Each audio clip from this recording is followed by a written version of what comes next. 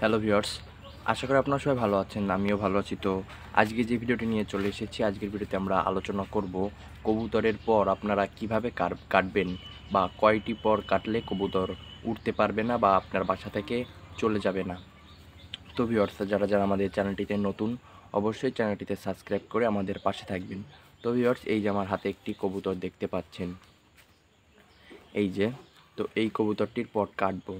তো ভিউয়ার্স, প্রথমে কবুতরটি দেখবেন এইভাবে। কবুতরের এই লাস্টের থেকে 3টা পর রাখবেন। 3টা পর রেখে বাকি যে পরগুলো আছে, এই বাকি সবগুলো পর কেটে দিতে হবে।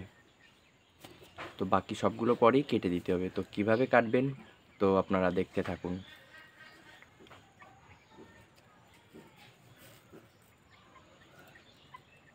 এই ভিউয়ার্স, দেখতে পাচ্ছেন।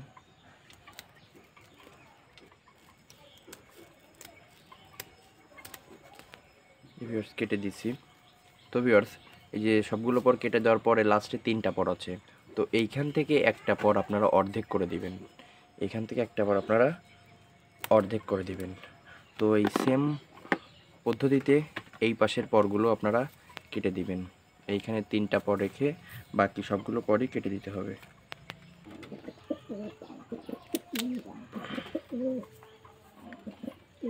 তো ভিউয়ার্স, এইখানে সবগুলো পর কাটা হয়ে গেছে। তো এইখানেও 3টা পরের থেকে একটা পর ছোট করে অর্ধেক করে দিতে হবে।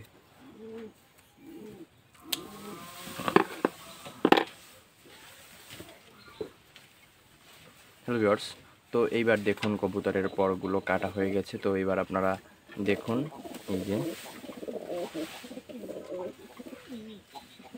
আর এই পাশের পরটা, এই যে। তো ভিউয়ার্স, এইভাবেই আপনারা কবুতরের পরগুলোকে কেটে ছোট করে দিবেন।